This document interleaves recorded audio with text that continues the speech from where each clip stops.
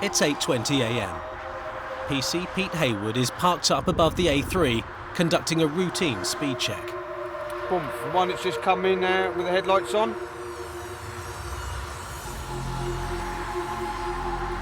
He's moved over. 85. We'll have him.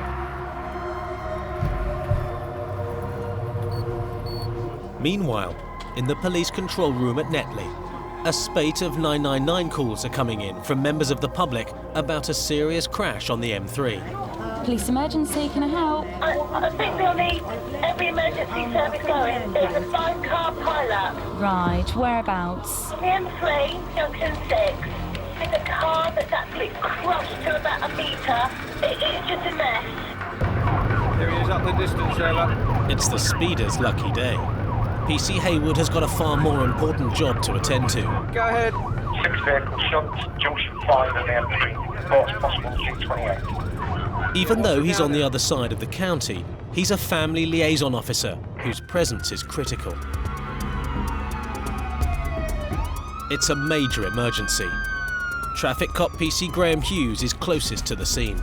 I came onto junction 6, and as I came onto junction 6, went up to junction 5 on the motorway, I saw the collision on the opposing carriageway, and it was immediately obvious that it was going to be a very serious accident. The southbound carriageway is completely blocked. A 7-ton lorry has ploughed into the back of a queue of stationary traffic. I've been in the police for 17 years, and I can honestly say in 17 years I have never ever seen a car that has been so completely and utterly crushed as that car had. I couldn't even see the driver. I reached in and managed to find a wrist just to try and find a pulse. I couldn't find anything. The force of the impact from the lorry has killed the driver of the car instantly. Extremely shocking, even for an experienced traffic officer. We can only just reach one arm. The vehicle is extremely crushed. PC Haywood now knows his task will be to identify the deceased.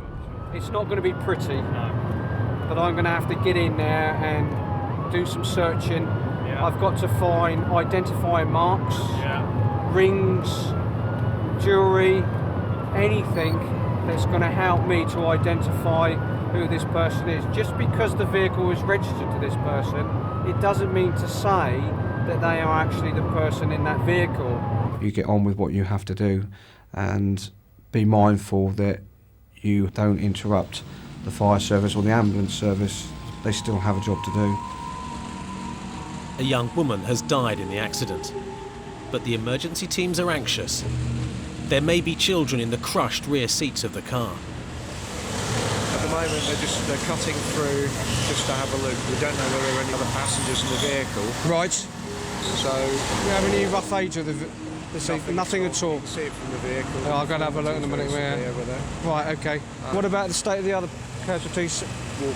Walk and wounded, right. Or walking wounded. They've all gone off to be statemented elsewhere. Right, and the driver's been arrested, I suppose? The driver's been arrested on Section 1. Section 1, yeah. Section 1 of the Road Traffic Act is the highest offence that you could commit, which is death by dangerous driving. Death by dangerous driving carries a sentence of up to 14 years in prison. We've got a purse from the vehicle, and it all indicates that the ID of that person is the driver whose the vehicle's been registered to. So I'm quite convinced that that's them. But there's something that's thrown a little anomaly in. There's another card with another person's name on. But I'm trying to look for a driving licence. Right. Satisfied he's got the right ID, Haywood now has the hardest task of all, breaking the terrible news to her next of kin. It's everybody's worst nightmare when you see a traffic officer coming along and knock the door, and it's never going to be good news. The rescue workers have confirmed no one else was in the wreckage of the car. Why the crash happened is a mystery, but the suspicion is that the lorry driver did not see the queuing traffic because of some kind of distraction. It wasn't foggy, it was misty, but it wasn't foggy. Visibility was variously described by witnesses as in excess of half a mile or so. So we know that the visibility wasn't an issue. The driver was arrested and given a first account interview. Basically for us that's an interview where we ask, did you have enough sleep last night? When did you go to bed? What did you have for breakfast? Are you on any medication? Things like that. The driver's mate we spoke to at the roadside, who was clearly still in a fair amount of shock. At the time of the crash, he was actually bent forward, trying to put something back in his bag. It was a lorry that was fitted with a tachograph. It's a circular slip of paper, it's just a bit bigger than a CD really, and it records their speed, records the distance they've travelled. Because it's written by these metal pins, if you like, scratching onto the tachograph, it also shows exactly the point of collision because that needle is jolted when the lorry is slammed into the back of the car, and it gives an exact indication of the speed of when it actually made the collision. And the lorry had been travelling at about 60 miles an hour, but it showed either very little or no braking whatsoever prior to the collision. And so immediately our suspicions are aroused. Well, why? It turns out that the victim of the crash is just 23 years old, making PC Hayward's task of informing her family all the more difficult.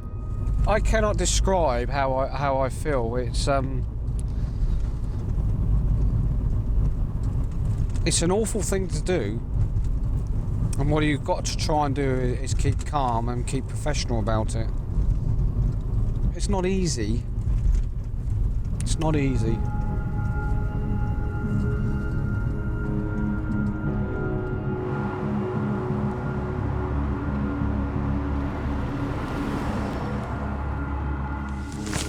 And it's number 2, which is that one there.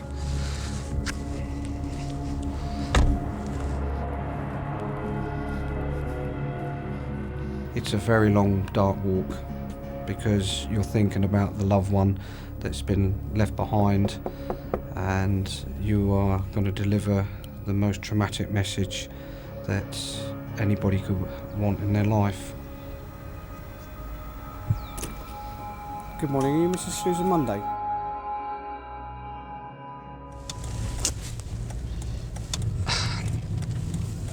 Doing that, I just feel absolutely drained, because I feel that I'm in there and I feel that they resent me because I've come there to give them bad news. The son-in-law and the partner shook my hand at the end and said thank you very much. When the boyfriend came in, he was swinging his arms and he was just looking at me, and I was on my guard, thinking that he was going to punch me because he wanted to vent his anger out, and because I represent authority rather than a member of the family, I felt that he might have a go at me, but he just sort of collapsed into a heap onto the floor. The family liaison officer of the police is an integral part of the investigation process in terms of finding out what happened to their loved one. Their job is to get in there and provide that initial bit of support, that initial bit of guidance, that initial bit of information to help them start that journey that they're going to find so difficult. 12 miles west of Junction 6 on the M3, PC's Ian Skingsley and Alex Tack from Totton are responding to reports of another accident on the A36. Just going to report of a vehicle on its side, on the A36 north, just north of our possibility of persons still within the vehicle, so remains this to see what we've got when we get there. As an officer on the roads policing unit, obviously our main concern, one of our main concerns, is dealing with accidents, serious accidents, fatal accidents.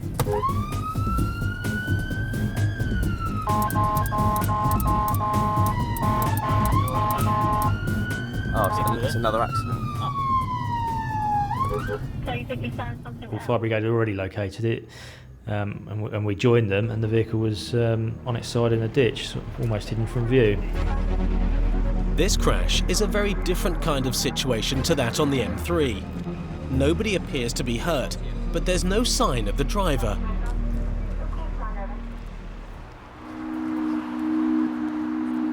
On the M3, the victim's body has been cut from the wreckage of the mangled Peugeot. The Peugeot was concertinaed up far, far more than it is now. It's been opened up by Fire and Rescue Service, and it was probably the squashiest car I think I've ever seen.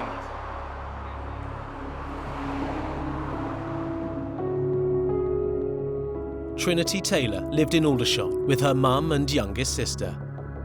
She was on her way to a new job in Basingstoke when she was killed.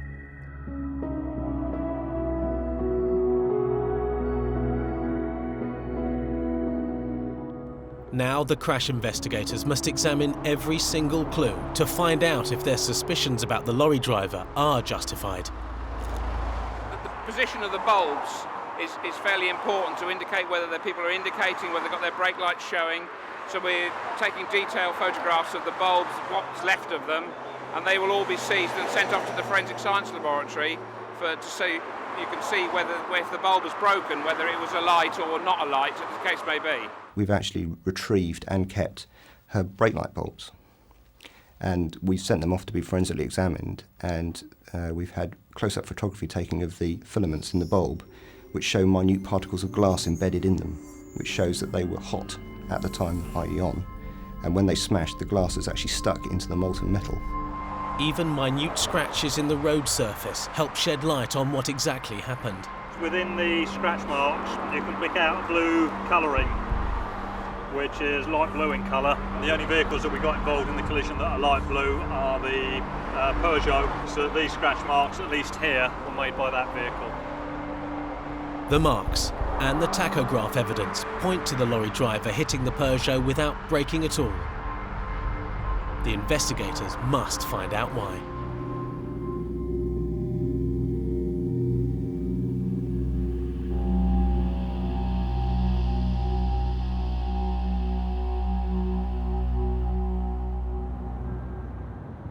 On the A36, the missing driver of the ditched car has appeared. It's your car. Right, calm down. Mike Whiskey 1-2. Whiskey 1-2. Just got an owner made himself known to me now. Well, he's certainly out of breath. He'd run all the way down the hill to see us, to tell us what had happened. I think he was quite concerned that we were just going to tow his car away, and that'd be the last he saw of it. Right, what happened? Right, I was following a tractor and I had to quickly pull in to get a few odds and sods. And so basically I pulled in. I thought this grass was growing up more than it was now. So I thought that was still, it was quite a substantial, it wasn't a ditch as most it was. As soon as I went on there, the car just slowly started going down. And you've gone in there? At 2 miles an hour. Right. I feel a bit stupid to say the least. It's only a week old, so... Is it? Well, yeah, you've only had it a week. All right. You got your driving licence and that with you? Or is it all in there?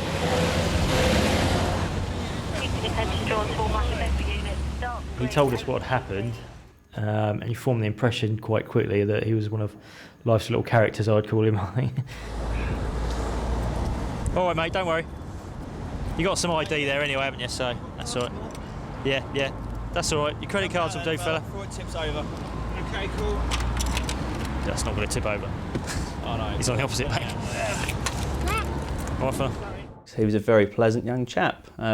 So just the next line of inquiry would be a normal person check on him, which at the time I did it, I thought was just going to come back as absolutely all in order. He doesn't know yet. Well, he probably does know. He doesn't know that we know. He's got 2 outstanding warrants for him from Bath for 2 offences and no insurance. According to our computer, you haven't been to court when you were supposed to, and they have issued a warrant in Bath for your arrest. Okay. For failing to appear. In fact, there's 2 warrants. Okay. There's 2 warrants? Yep. So I've got to tell you now that I'm detaining you on those warrants. Okay. And we'll take you back to the police station. Do you have to go back to Bath? At Lyndhurst. Or do we just sort it out all? You may well have to go back to Bath. Yeah. Oh God. Yeah. And I think he had visions of being released from custody within 20 minutes and being able to get to work still on time. And I think when we told him that he wasn't going to be getting out to the next morning at the earliest, I think that suddenly dawned on him that things are getting worse and worse and worse. Good afternoon, is Kirsty there, please? This is Aidan Johnson calling. I'd like to apologise now. Basically, I've put my car in a ditch by mistake on the way into work today. So basically, at the minute, we're having a few issues getting it out, so I'm desperately trying to get it out at the minute. I was quite amused by it because he was just blatantly lying to his boss about where he was and what was happening. Won't get nicked, I don't think. I know, you never know these days. Been searched. It's been searched, yeah. Yeah, 6 hours, mate. Right, nice and comfortable. Mind your head.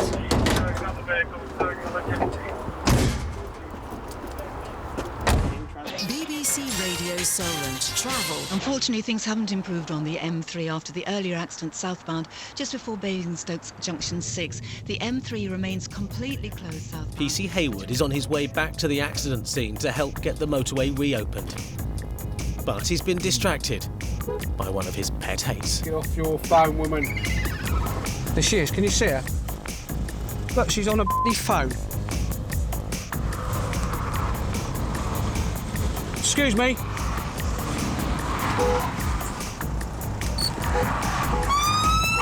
Get off your phone! Wind your window down, please.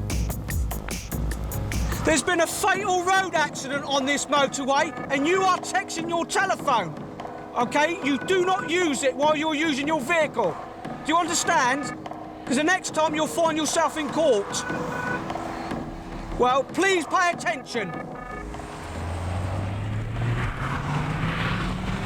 She's so oblivious to what's going on, just texting.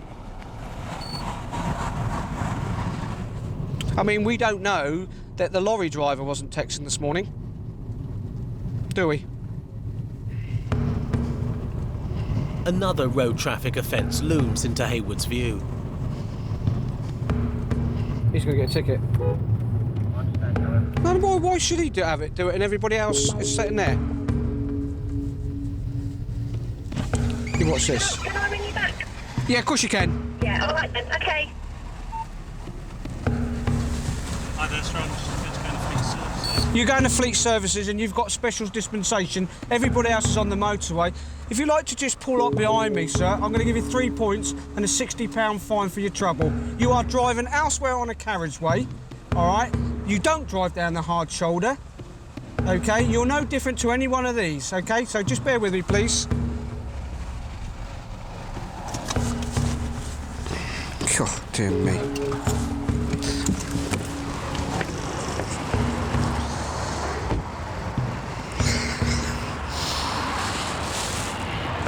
Could you step out the car for me, please? For your information, there's a fatal running. Oh, right. OK. I've just come back from delivering the message to the people that have lost a 23-year-old daughter this morning, so my emotions are quite high. And the reason why we've got a fatal on this motorway today is because of driver error. And the highway code specifically says you do not drive down the hard shoulder, OK? It's there to stop for an emergency. So let's say an emergency vehicle came down there at 20, 30, 40 miles an hour, and you said, well, a couple of miles down the road, I can't be bothered to wait, I'll go down the hard shoulder. It's not acceptable, is it? I understand that. Right, you do not have to say anything, but it may harm your defence if you fail to mention something you later on in court. Anything you do say may be given in evidence.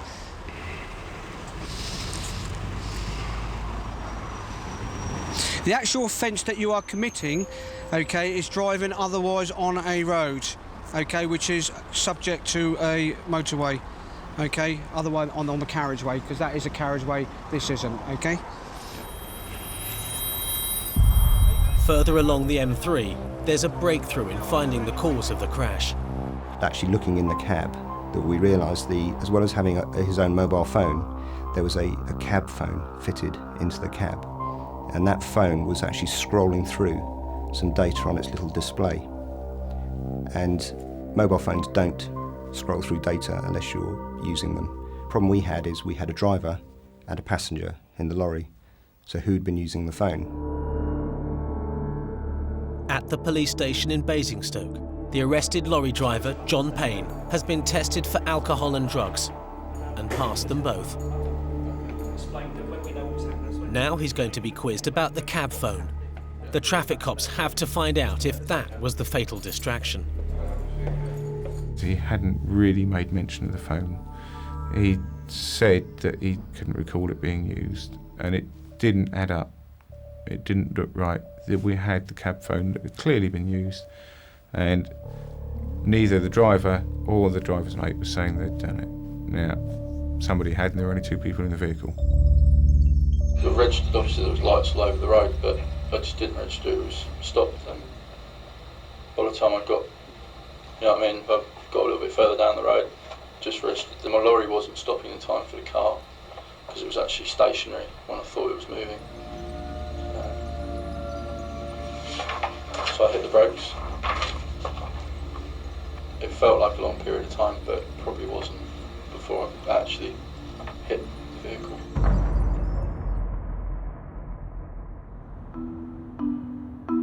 The man who drove his car into a ditch has been remanded in custody at Lyndhurst Police Station to ensure that he will appear in court, this time. You taking any medication for anything at all? Not really, no. Are you suffering from any mental health problems, nervous disorder or depression? Not diagnosed or anything, no. You say not diagnosed? I don't know, I'm sometimes have bad days, but I just get on with it and don't particularly worry about seeing specialists or anything. I wouldn't say I have any mental problems, no. How would you describe how you feel when you say you have a bad day? Just off some days and like, yeah, but I mean, I think everybody gets that. Yeah. You could take the opinions or go and see a psychiatrist every time. Have you consumed any alcohol today? No. Do you have any special dietary requirements? I've got to have tomato sauce with everything, but other than that. Tomato sauce with everything? Tomato sauce, not brown sauce. Yeah, absolutely, tomato. One of the things that they're allowed to have or look at is the codes of practice, and he asked to read that book. He's one of the few people that I've ever arrested that has wanted to read that book, and he did, and apparently asked for everything and anything that he could ask for out of there. Aidan Johnson's driving licence will automatically be revoked for 6 months after totting up 12 points for twice being caught driving without insurance. Have you got anything else I can read? No, that'll take a while. You'll be asleep by the time you finish that book. The lorry that crushed Trinity Taylor is going through a crucial examination to rule out any mechanical defects that may have caused the accident. We're confirming there that there's no impedance of the actual steering and there's no excessive wear or any degradation of any of the components. There's nothing wrong with the brakes. As part of the investigation, the traffic cops have reconstructed the lorry's final journey. We actually were able to get hold of an almost identical lorry and drive it down the motorway at almost the same time and video from the lorry to show the view that the driver would have had. He's already passed a warning triangle saying queues ahead, and he's actually the collision happened at the second warning triangle saying queues ahead, because it's quite a busy motorway junction during rush hour, a lot of people coming off the motorway to go to Basingstoke. Why did the driver fail to see the warning signs and the cars stopped in front of him? The cops are convinced the scrolling screen on the cab phone provides the answer. So the driver's mate is going to be interviewed for a second time. We went through his account things, and as we went through his account, he started remembering more detail. As soon as he started picking up, oh, hang on, I remember John was using the phone, he was playing with it. And at one point he'd taken the phone out of the cradle and he'd been trying to play with the phone whilst steering the lorry with the other hand. And he'd said, let's see how we phone the office on this phone. And he'd given us really good detail. He'd bent down to his plastic bag to pick out a drink. And the next thing he hears is John Payne's shout, "Oh shit." At last, the driver's mate has given the investigators the admission they've been looking for. Now, they can confront Payne with the new information. We decided we were going to take him all the way through everything he told us again, just to recheck the details and recheck the facts that he'd given to us. All the way through, John Anthony Payne was saying, no, I didn't touch the phone, no, I didn't use the phone. Had you used it at all? No. At which point, we disclosed pictures of the phone and we asked him to explain how it was scrolling through a display. I may have touched it, but I really actually know how to use it. So, Okay. Yeah. At one point you took it out, yeah? I may have, but I don't think I took it out. Okay, but you were fiddling. I may have touched the button. How long do you reckon you were fiddling with it for? Not very long. No, how long's not very long? Probably about A couple of minutes? Yeah, maybe a couple of minutes. Would that be a reason that you didn't see that queue of traffic? No. And we thought, okay, we're on to a break, we've got something happening. And we pressed him a little bit about that, and he said, no, I didn't do anything else, I just pressed a couple of buttons, and I pressed them. I think I was a long way off when it happened. It's got nothing to do with the accident. At one point, John took the phone from the cradle, pressed some buttons, and then replaced it into the cradle. Okay, I may have done that, but yeah, it wasn't off that cradle. Yeah, I mean, I may have picked it off quickly, but I didn't know. He started saying, yes, I recall playing with the buttons. And how long were you playing with the phone? All about 4 or 5 minutes. So everything tied in. Payne's confession that he had been fiddling with the phone after all will be sufficient to charge him with causing Trinity Taylor's death. You are sitting there hiding your joy in. You've got what you need, you've got your evidence, and you know that you're going to be able to put a charge of death by dangerous on. Since this collision, I personally have been to 3 other fatalities as a direct result of the use of mobile phones.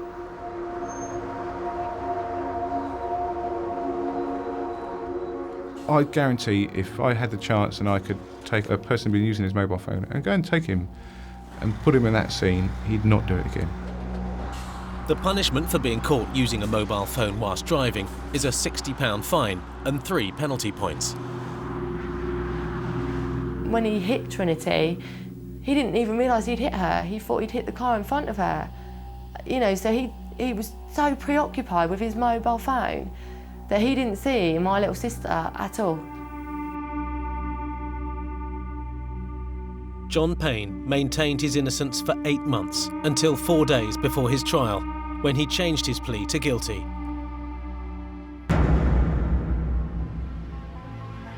He was tried at Winchester Crown Court and sentenced to 4.5 years in prison and disqualified from driving for 7 years. You say about the, you know, with the police, they've got nothing better to do with their time than pull me over, and I'm just taking a 10-second phone call. Well, that's all it takes to kill someone, and and when you see that policeman knock on your door, then you realise that they're not actually, they're not wasting their time at all. They're trying to stop more families going through what we're going through.